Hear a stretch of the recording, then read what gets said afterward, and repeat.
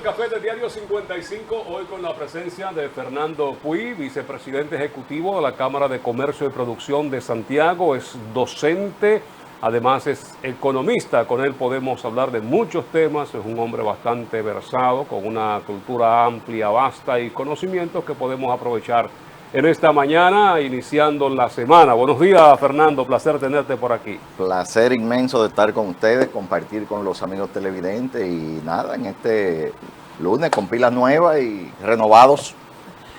Fernando, parece que es ya costumbre que los comerciantes se quejen en Navidad, en Semana Santa, de que no vendieron lo que esperaban.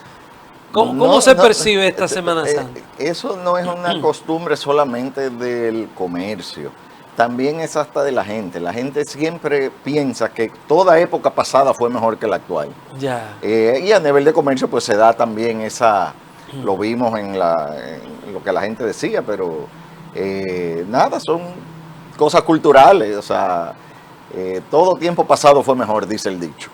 Pero parece ser, Fernando, que las cosas no están tan mal como se reflejan, de que la inflación, de que no hay dinero. Un fin de semana donde la ocupación hotelera estuvo prácticamente hasta el tope. Sí, los reportes que anduvieron en un 95% las habitaciones ocupadas. Entonces, pero además de eso, los números del Banco Central, si bien en las últimas semanas, en los últimos 2 o 3 meses, ha habido una restricción del circulante para bajar la inflación, pero aún así los índices generales son superiores a los de los años cada vez previos. O sea, lo que pasa es que hubo un frenazo, como dicen, a la economía para precisamente bajar la inflación al ritmo, o mejor dicho, a la meta objetivo, la cual se alcanzará, según el Banco Central, hacia mediados de este año. Sabemos que hay provincias y zonas y ciudades turísticas que para estos días de Semana Santa el comercio se activa. En Santiago suele ser así también, porque uno ve como que, sobre todo Viernes Santo, Sábado Santo, uno ve como poco movimiento. Pero no sé si en sentido general la Semana Santa impacta positivamente el comercio de Santiago. Mira, los días, el fin de semana largo de Semana Santa, o sea, del jueves en adelante, jueves a domingo, ciertamente que los negocios cierran, o sea, muchas personas se guardan, muchos van a sus cultos religiosos, a su iglesia, otros tienen la posibilidad de desplazarse y salvo zonas específicas donde sí hay un flujo adicional de personas, digamos los puntos turísticos, ecoturísticos, yo pienso que en ese fin de semana hay un freno. No obstante, también se da el caso de que aumenta la actividad económica los días previos, porque la gente que lo que van a salir, lo que van a guardar, lo que van a hacer la habichuela, o sea, todo eso al final es un fin de semana. O sea, cuando tú promedias el mes no hay un efecto que se pueda decir en provincias no turísticas, un efecto que digamos en favor o en contra. ¿Tiene esto alguna explicación? ¿Hay un sacrificio económico por parte de aquellos que se van a vacacionar? No, para nada. No. O sea, el que se va a vacacionar gasta más. O sea, y lo que impacta eso, muchas veces ya hace todo, lo que va a gastar en ese fin de semana lo gasta los días previos para llevarse lo que se vaya a llevar. ¿Y lo que gastan lo que no tienen, Fernando, por irse de fin de semana? Bueno, sí. O sea, el que gasta lo que no tiene. Porque no todo está bien, tan bien como aparenta. No, correcto, hay desigualdades.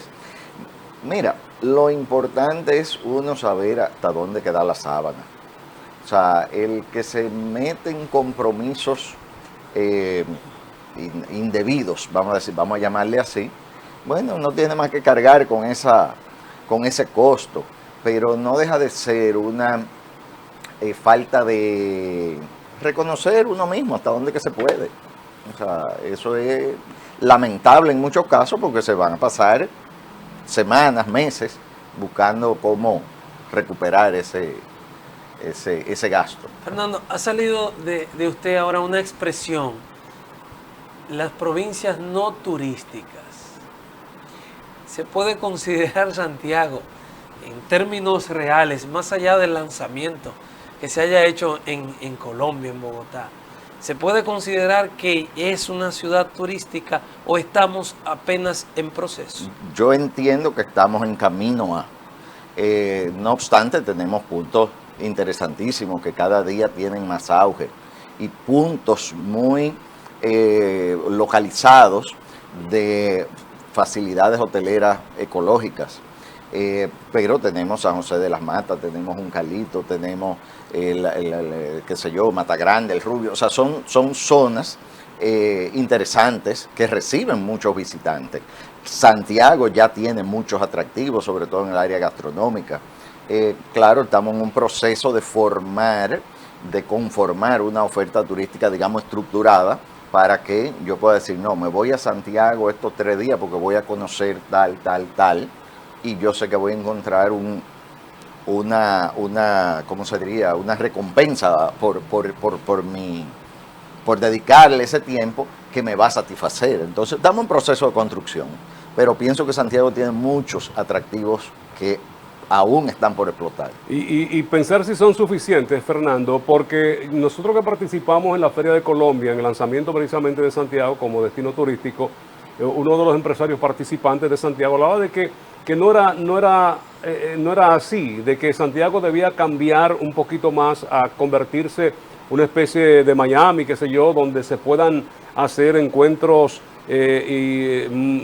culturales, convenciones, de que hayan centros de convenciones con capacidad de albergar cierta cantidad de personas, lugares, estadios donde se pudiese jugar un partido de fútbol entre equipos conocidos internacionalmente, artistas en plazas donde pueda la gente también venir desde otros litorales. Bueno, pero por eso decimos que estamos en construcción. Lo primero es tener capacidad hotelera. Ahora mismo hay 4 o 5 hoteles en proceso de construcción y eso ya nos da un cierto volumen para poder salir a mercadear la ciudad de Santiago. Pero Santiago tiene múltiples atractivos, aparte de eso que mencionas, que sí se pueden desarrollar, pero podemos ser el centro de toda la región, o sea, de toda la zona, o sea, tenemos desde aquí que se desplacen a diferentes puntos los visitantes. Tenemos el turismo de salud, que también tenemos una fuente interesante ahí. Hay múltiples, claro, desarrollar temas puntuales como presentaciones, convenciones. Ahí hay varios elementos a tomar en cuenta. Uno, para eso hace falta facilidades de convenciones, en el caso de convenciones, y normalmente no son rentables las instalaciones de convenciones. Tienen que tener el respaldo o de un gobierno municipal fuerte o de un gobierno central que lo inicie y probablemente que lo subsidie por un tiempo. En el caso fue a Cali, que creo que fue la misión. En Bogotá. Fue a Bogotá. Bogotá. Bueno, pero en el caso de Cali, lo mismo en otras ciudades de Colombia, que se han hecho centros de convenciones grandísimos, o sea, con todas las facilidades, se han hecho como inversión perdida, o sea, no esperando un retorno. En el caso de Cali específicamente fue una inversión entre creo que 400 empresarios que aportaron un dinero sin esperar que eso le va a retornar, sino para darle a la ciudad el centro de convenciones que ellos querían.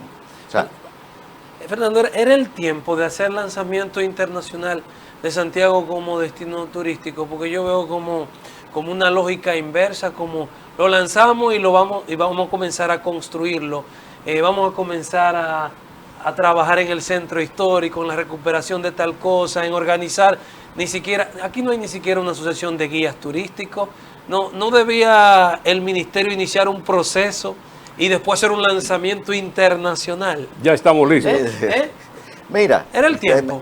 Yo te voy a decir algo. Cuando uno construye una casa construida, no comprada, hecha, sino construyéndola, si tú esperas tener la última cortinita lista, no te muda nunca. Entonces, con eso lo que quiero decir es que en algún momento hay que empezar. Faltan cosas, bueno, se irán construyendo, pero yo no diría que fue a destiempo. Yo no lo diría. Estamos en un proceso, estamos dando a conocer el nombre. Ahora, eso motiva también a la inversión privada, porque no, el Estado no es que lo va a hacer todo, la inversión privada es la que tiene que poner la oferta, combinar los recursos, o sea, ¿qué voy a ofrecer? Necesita el acompañamiento en la formación, tal vez, o en algunas inversiones que escapan al retorno privado, pero yo no diría que fue de tiempo. Yo me mudo en la casa sin terminar, pero yo no invito gente, ¿verdad? Para uno invitar gente, tiene que tener con el desastre que hay ahora a nivel vial en Santiago, por todo lo que se está haciendo. Y lo que se va a hacer. Y hay que, ¿verdad? Que hay que sacrificarse, eso se entiende. Pero el desastre vial que hay en Santiago en este momento. Y el que falta. Los procesos que se están iniciando. Una superplaza que está ahí en construcción, que seguro será atractivo, pero eso apenas está en varillas. El primer Picasso acá sucedió la semana pasada, el remozamiento del centro histórico, que uno entiende que se va a volver un caos Santiago. Y entonces estamos invitando, pero, ¿verdad? Pero por algún lado hay que empezar. Falta todavía la intervención, como bien dice, de la Calle del Sol y la Benito Monción, que hemos estado involucrados en el proceso, desde el sector privado, desde Compromiso Santiago, hemos estado en todo el proceso de gestar, de poner todo para que inicie, y hemos hecho grandes esfuerzos para que la intervención se haga por etapas y que no se abra la calle entera, pero de manera que se afecte menos el tránsito y se afecten menos los negocios, lo menos posible. Pero sabemos que va a ser tortuoso, es un trabajito que va a intervenir esas dos calles. Fernando, el Viernes Santo, una de las críticas que hacía la iglesia en el Sermón de las 7 Palabras es la falta de oportunidad de los jóvenes. Criticaban, decían que la vuelta por México, que vuelve a salir el tema, obedece a que los jóvenes no están encontrando oportunidades en el país. En Santiago es más o menos la misma dinámica. Mira, Santiago tiene una particularidad y es que Santiago es el motor productivo de República Dominicana. Eso hace que hayan plazas nuevas que surgen cada día. Tenemos todos los parques industriales llenos, incluso en expansión la mayoría de ellos. Eso hace que a Santiago fluye gente, o sea, se van, pero también llegan.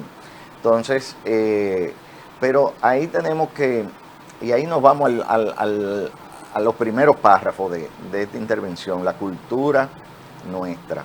Es lamentable cuando alguien que se ha preparado se va, pero también mucha frustración viene del que no se ha preparado y no encuentra, pero si no se preparó no va a encontrar, o va a encontrar algo que no le llena sus expectativas, pero estamos en un mundo competitivo, o sea, hay que tener algo que ofrecer, una habilidad, no es profesional, es saber mover una brocha, por decir algo, o sea.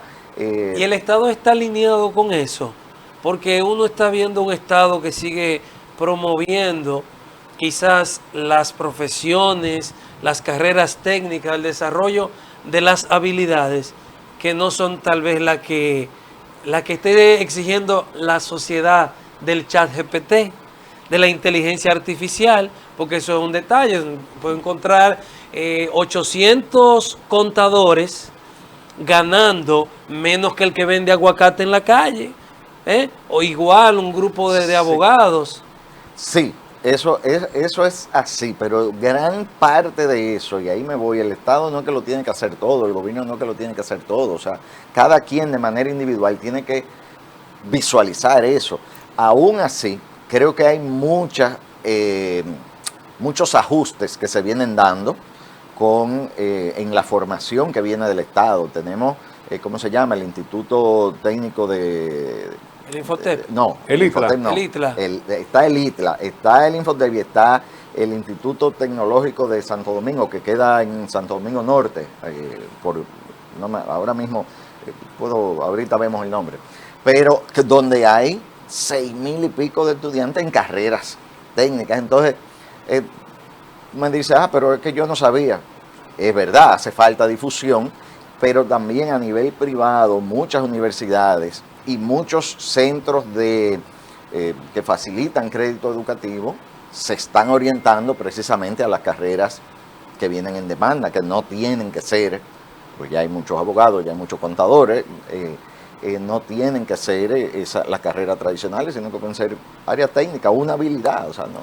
Que eso a veces desestimula el ser querer prepararse a que tú te refieres, porque cuando yo me paso 4 años estudiando una carrera, me gradúo y cuando voy a la empresa, lo que me pagan son 20,000 pesos.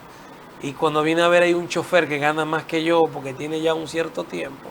Entonces eso desestimula el tú ingresar a un mercado laboral que tú sientes que no está valorando tu formación. Sí, mira, pero eso estoy totalmente de acuerdo. Ahí incluso, precisamente la semana pasada participamos en una actividad en uno de los principales centros académicos de aquí de Santiago, y de eso lo están haciendo otros también, y es nosotros como Cámara de Comercio, las instituciones empresariales, buscar la manera de unir el esfuerzo, la academia con la empresa, de manera, y de eso fue que se habló en todo el evento, de manera que el estudiante durante su proceso formativo esté de lleno en una empresa, de manera que cuando termine ya tiene una experiencia, porque cuando el estudiante sale y no ha pasado por una empresa, eso es empezar en cero. Formación dual, lo que llaman formación dual. Una formación dual, academia-empresa. Interesante. Porque aquí hablamos, Fernando, de emprendimiento, pero emprendimiento es poner un negocio de comestible, un negocio de comida, que es lo que básicamente, pues, antes y después de la pandemia, pues, ha estado en más crecimiento. Hay oportunidades en otras áreas, hay apoyo sobre todo para aquellas personas. Nosotros tenemos estaba incluso en la prensa en el día de ayer, de hoy, creo que fue que salió, que nosotros tenemos una cultura poco emprendedora. O sea, nosotros lo que queremos es formarnos para llegar y trabajar y tener un empleo. A veces no tanto un trabajo, lo que queremos a veces es un empleo. Entonces, pero hay oportunidades en muchas áreas, y cuando uno ve muchos casos, tal vez aislado, alguien que se entró en temas de productos de belleza, otra gente que empezó en unas artesanías hechas, todavía son casos aislados, otro que se entró en los mismos temas de redes, de promoción, hay emprendimientos aislados, aparece apoyo, aparece el soporte necesario. A veces no tenemos el reloj esperando ese éxito o esa pegada inicial, a veces no lo tenemos muy, muy claro, y hace falta perseverancia, o sea, hace falta insistir en lo que creemos. A veces tiramos la toalla antes de tiempo.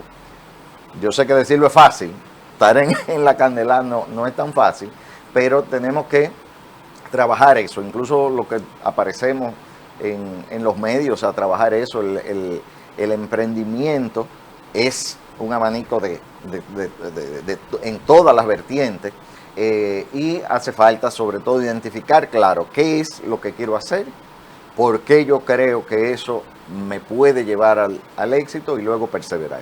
¿Cuál es el tiempo promedio, un estimado, de que un emprendedor debe pensar que si voy a comenzar con este negocio, debo autofinanciarlo por lo menos durante un periodo, porque los negocios no prenden solos, debe haber por lo menos un tiempo que tú cuentes con un capital para sostener tu negocio durante ese tiempo hasta que ya se supone que prenda?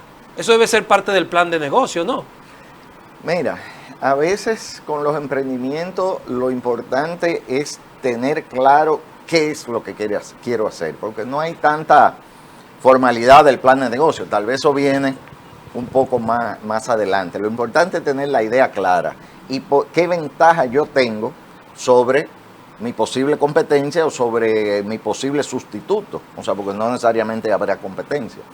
Pero eso es muy difícil de prever, porque hay emprendimientos que requieren poca inversión, otros requieren mucha inversión. Ahorita tú mencionaste el ChatGPT. ¿Cuánto tiempo duró el ChatGPT en conseguir 1 millón de seguidores, o 100 millones de seguidores, creo que fueron días, cuando un Facebook duró años? Entonces es muy, estoy poniendo ejemplos obviamente de otra dimensión, pero es muy difícil de poder comparar. Vamos a recibir a Xiomara con el Café Santo Domingo, lo mejor de lo nuestro, en estas 3 presentaciones. Café de gran origen, el Suardí, Perla Roja y Gran Sierra. Café Santo Domingo, cultivado desde Rancho Arriba hasta la Cordillera Central. Gracias, Xiomara. Vamos a publicidad para disfrutar del café y ya regresamos con Fernando Puig. Isidro.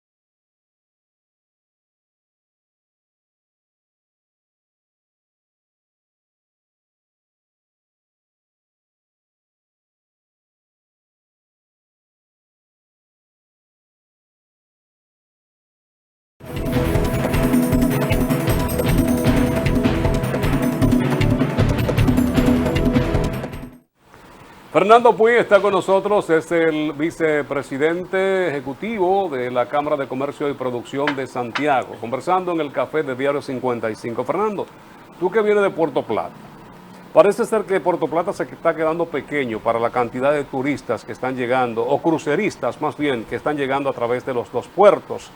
Uno siempre ha escuchado que Santiago pudiese aprovechar por eso, pero parece que hay muchas limitaciones, inclusive por quienes organizan estos tours, y por los mismos, las mismas compañías de crucero que quizá tienen limitaciones geográficamente, y llegar a Santiago con este caos, con este transporte tan difícil, aunque sean mayores los atractivos por aquí, prefieren quedarse en la zona, pero uno ve cómo andan deambulando, que no hayan que hacer porque todo está lleno en Puerto Plata. Mira, yo no creo que se esté saturando. Yo creo que hay muchos ejemplos de pueblos que reciben cantidad de turistas, sobre todo estos que son por pocas horas. Ciertamente que hay una limitación de tiempo, entiendo yo. Hemos tenido muchas expectativas de que vengan cruceristas a Santiago, pero hay una limitación de tiempo. Estamos hablando que si un crucero va a durar 8 horas en puerto, que es lo más que están durando, venir a Santiago en lo que se desmonta del barco, toma ruta, regresa, estamos hablando por lo menos de 3 horas en esa logística. Y fíjate, yo fui guía de turistas 5 años, cuando en el en el año 80, 77 al 81 más o menos. Época que cursaba la universidad y era guía al mismo tiempo. En Puerto Plata se ofrecían los barcos. En los tours organizados desde el barco ofrecían 3 opciones. Un city tour, un teleférico y una playa. Eran básicamente esas 3. Hoy en día los barcos ofrecen alrededor de 40 actividades distintas. O sea que van desde buceo, windsurf, kite, 40. Sin incluir el teleférico, que no lo ofrecen, no está el turista que va al teleférico va por su cuenta. Entonces, te quiero decir, como variedad, Santiago puede ser una opción, pero hay muchas actividades muy cerca que, no sé, llegará el momento, tal vez cuando los cruceros si duran algunas horas más, pero ahora mismo la proporción tiempo-estadía es alta. Tiempo de carretera, tiempo de desplazamiento es alto. Ni con carretera nueva, Fernando. Que No.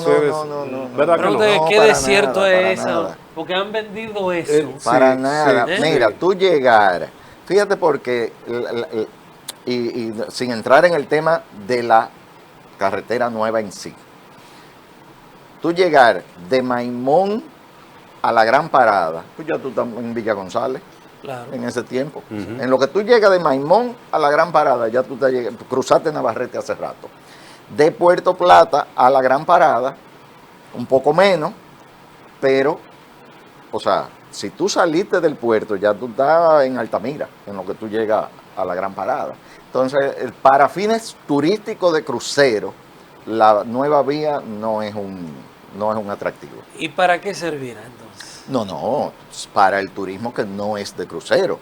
O sea, para el turista que se está quedando en Puerto Plata, que viene en vehículo, que no tiene la prisa de esa, que se está quedando en Playa Dorada, Sosúa, evidentemente que sería una vía mucho más expedita. Pero entonces la relación costo... Y para el criollo también. La relación costo-beneficio, lo Claro. que va a implicar esa autovía para un turista que no tiene prisa, que no le cuesta tomarse 1 hora de Puerto Plata a Santiago. No, mira, el gran aporte de esa vía es poder colocar a Puerto Plata a 2 horas de Santo Domingo, para que sea lo mismo que llegar al este. Porque si llegar de Santo Domingo, que al final nosotros aquí en Santiago pues queremos llegar a Puerto Plata en un santiamén, pero es un desplazamiento de 1 hora, o sea, no es nada. Exacto. Ahora, de Santo Domingo, que es el gran mercado, evidentemente que el este, cuando tú te pones en 2 horas, tiene mucha ventaja con relación a... Y una carretera plana prácticamente, todo, sin mayores curvas, sin mayores sin ser accidentado el terreno, obviamente que tiene una ventaja. Y esta nueva vía, pues, pondría la zona de Puerto Plata en esa misma línea. Ustedes los de Compromiso Santiago están mejor enterados, creo yo, que la gobernación con relación a las obras que están haciendo en Santiago. No, nunca. ¿Qué el presidente le quedan 4 o 5 días para cumplir la promesa de que en 45 días, dijo él el día del discurso, Se iba a licitar. bueno, y ya se supone que estaba, No, someter a licitación. se va a someter a licitación. Estamos hablando de esa vía.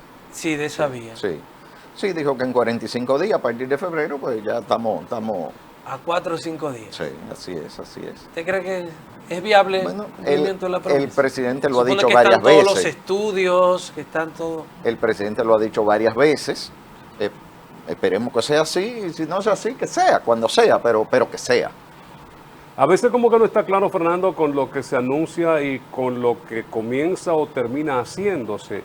El centro histórico de Santiago. Se tenía idea de que iba a ser mucho más ambicioso el proyecto, el remozamiento, la remodelación o como se le quiera llamar, que lo que se inició ahora. No, para nada. Para nada. Para nada. En la reunión que hizo el Poder Ejecutivo, el presidente Abinader con Compromiso Santiago en septiembre del 2020, y que fue el primer consejo de gobierno, y que a partir de ahí se se fijó la firma de un acuerdo que se hizo varios meses después, principio del 2021, estábamos en plena pandemia, se hizo un acuerdo entre Compromiso Santiago, las 7 instituciones que lo conforman, y el Poder Ejecutivo, donde, o mediante ese acuerdo, se establecieron algunas intervenciones que se habían esbozado, que se habían hablado en la primera reunión, en el Consejo de Gobierno, y todo lo que se ha estado haciendo con la intervención de Compromiso Santiago ha sido lo que se está haciendo. O sea, habían 2 bloques de intervenciones. Unas intervenciones relacionadas a saneamiento, rescate de unas bombas, los colectores que ya se han terminado, por lo menos el de la 27, otros están en proceso, plantas de tratamiento tipo humedales, son las que están un poquito más rezagadas porque no se han ubicado los terrenos, pero ahí la intervención de Corazán fue muy oportuna porque tenía personal técnico, tenía diseños que permitieron agilizar ese proceso y todo ha estado fluyendo. Ahí estaba dos de los puntos que ahí se trataron. Uno fue el desplazamiento de unas 1.200 familias del río Gurabo, que estaban en zona totalmente vulnerable. Eso estuvo ahí, pero al final se pasó esa iniciativa al Ministerio de Vivienda y eso está en proceso. Y se habló, no estaba en ese paquete, pero obviamente va de la mano, la canalización del río Gurabo, que ya vimos la primera etapa fue abierta, una obra que hay que ver lo que era y ver lo que es ahora. Esperamos que continúe todos los tramos que le faltan río arriba, y sabiendo que el 40% de la contaminación del río Yaque viene por esa vertiente. Además de que ya estamos hablando, y esto entre paréntesis para no desviarme de la pregunta, de que el famoso colector 10, que es el otro que aporta contaminación al Yaque, que no estaba en esas iniciativas, pero ya se está hablando de esa nueva intervención. ¿Es el de Nivaje? No, sí, el de Nivaje, que llega hasta Pontezuela. Ya. Y en el centro de la ciudad, unas intervenciones que implicaban 3 infraestructuras, 3 inmuebles y 2 calles. Esas 2 calles, la calle del Sol, la Benito Monción, inclusive se han ampliado un par de cuadras más para llegar hasta la Sabana Larga, aquí un poquito más arriba del canal. Era hasta aquí, hasta la iglesia de la Altagracia, aquí va a llegar un poco más. Incluir el Parque Duarte y el Parque Colón en esa intervención. La Benito Monción, que va desde prácticamente en todo su trayecto, y 3 inmuebles, donde está patrimonio monumental y el Consejo para el Desarrollo del Centro Histórico, que tuvo la gobernación, creo, ahí anteriormente. Ahí mismo enfrente el Centro de la Cultura y la Casa de Arte.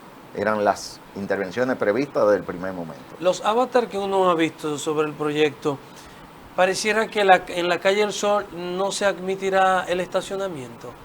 La versión final yo no la he visto, pero entiendo que no va a estacionamiento, porque se van a ampliar la calzada. Desde que tú amplíes la calzada, pues no hay espacio para estacionamiento. Entonces, ese es un gran punto que hay que buscarle una solución. Hay ya, hasta donde tenemos conocimiento, el Estado ha identificado varios puntos donde se pudieran hacer estacionamiento para toda la zona del... Se pudieran, más peatonal, Fernando, entonces sería. No es peatonal. Más peatonal, sí, o sea, sí, ampliando las aceras. Es similar a lo que se hizo en Puerto Plata y lo que se hizo en la zona colonial de Santo Domingo. O sea, ampliar las aceras de manera que haya más flujo peatonal, arborizar para que haya sombra en los dos lados y la gente tienda a caminar en los dos lados. Ahora mismo, en la tarde, tú nada más caminas de un solo lado. Que haya mayor facilidad para el peatón. ¿Y esos vendedores que han vuelto a instalarse en las aceras? No, eso no es parte del proyecto. Y ahí tendrá que intervenir el ayuntamiento y con el remozamiento en conjunto con la Comisión Presidencial para el Desarrollo Provincial, que es quien tiene el proyecto a cargo, para buscar una solución a ese tema. Fernando, parece hipotético todavía. Parece que es ideal lo de la resolución del tema de los parqueos. Usted dice, estaría ubicando que todavía no se tiene una solución concreta a lo que va a pasar con el tema de los estacionamientos de la calle El Sol. Porque esas vías alternativas que son transversales Están saturadas. ya están saturadas. Sí, realmente ahí le toca al gobierno de especificar cuál sería la solución inmediata, ¿verdad? Porque es una intervención que ya empieza ahora, justo después de Semana Santa. Exacto. Entonces, pero eso tomará muchos meses, un proyecto de 18 meses, creo. O sea, que no es que mañana no hay parqueo, o sea, todo eso irá por etapas, pero ahí le toca al gobierno decir cuál será su planteamiento en ese sentido. Como no, policía, ya regresamos con los minutos finales. Esta conversación con Fernando Puy, vicepresidente ejecutivo de la Cámara de Comercio y Producción de Santiago.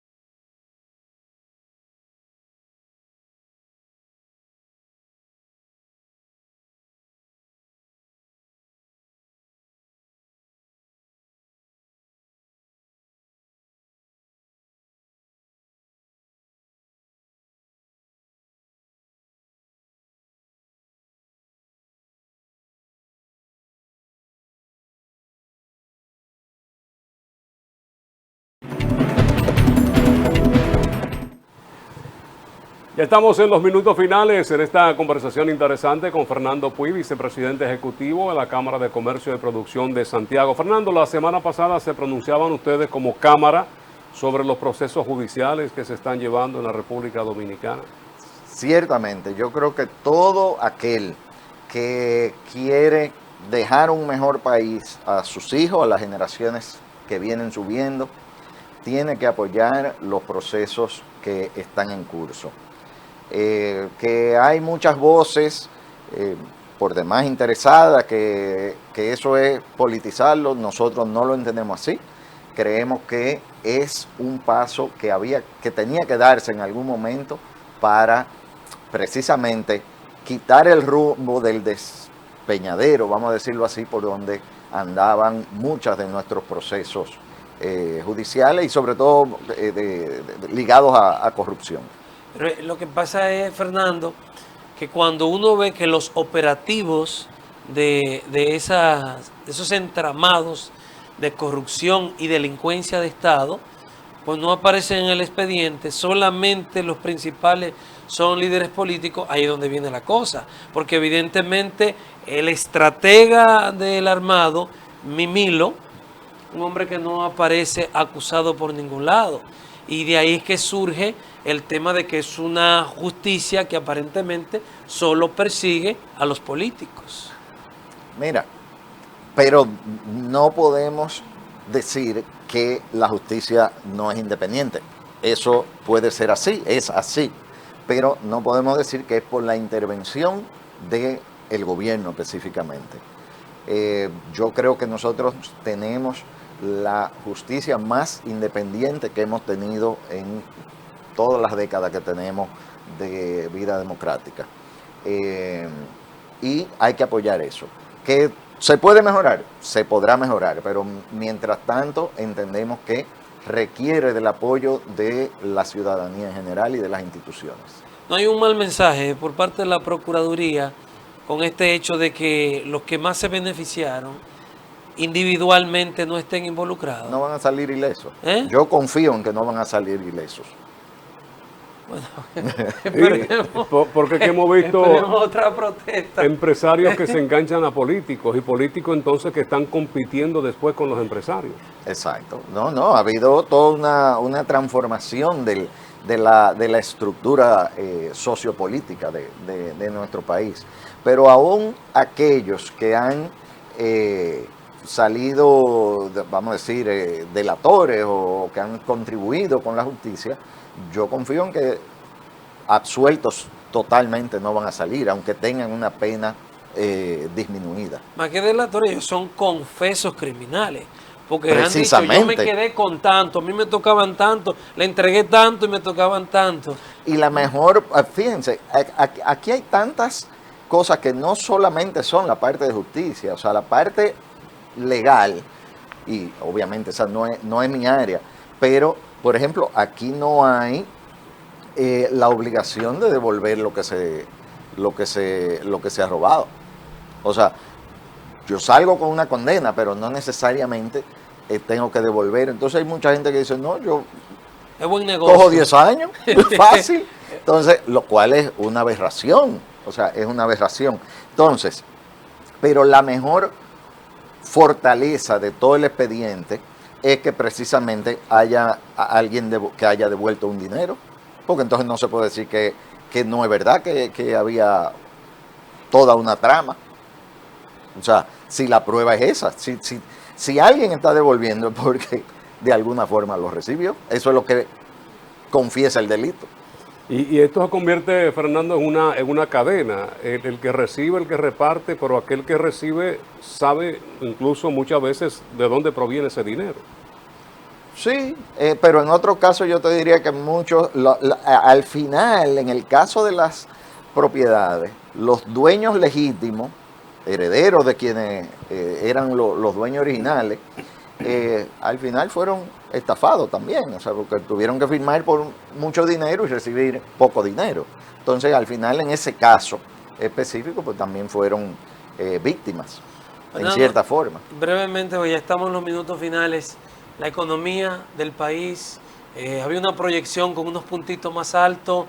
Este mes dice que va a ser menos. ¿Cómo la ven ustedes, los economistas, los que están metidos en el comercio? Fíjate, en el manejo de la economía hay que entender, hay un principio para mí elemental.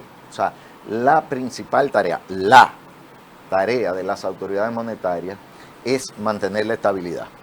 O sea, eso para las autoridades es innegociable. Entonces, a veces la gente no entiende, pero que entonces que los intereses subieron, eso, sí, eso afecta a todo lo que tenemos préstamos, o sea, eso los afecta. Pero esa es la vía para poder frenar la inflación, porque si la inflación se va de las manos, no hay para nadie.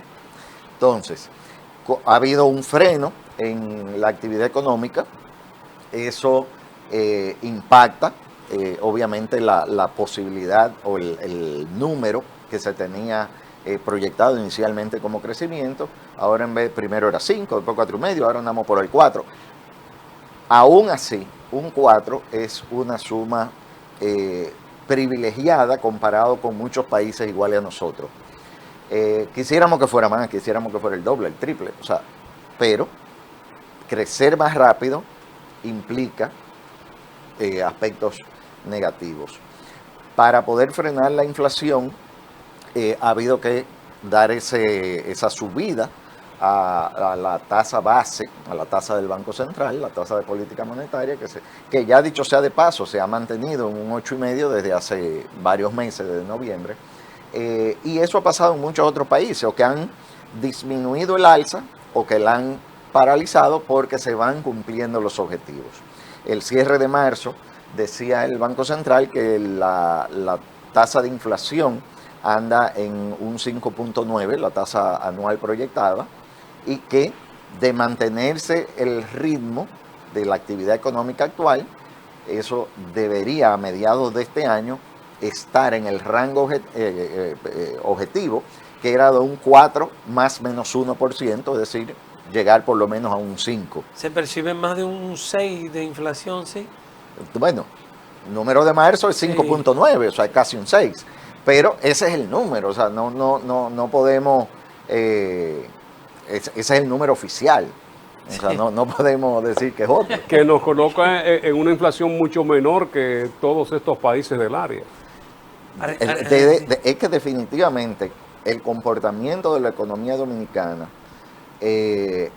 tanto en la parte de salud como en la parte económica, con todo este tema de los últimos años de la pandemia, podemos decir que hemos sido privilegiados.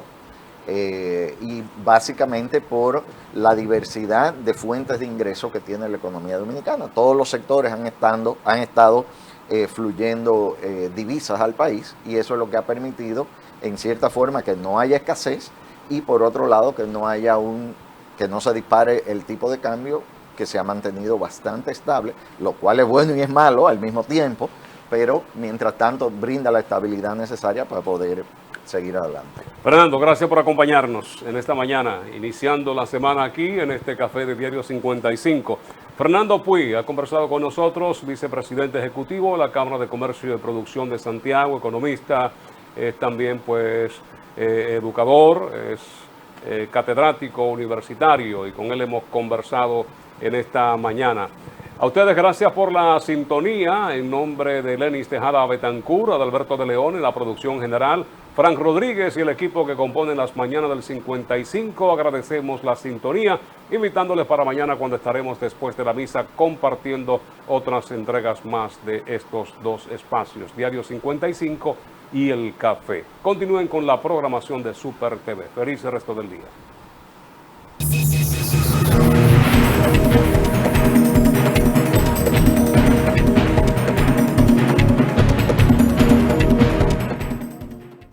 Somos tu imagen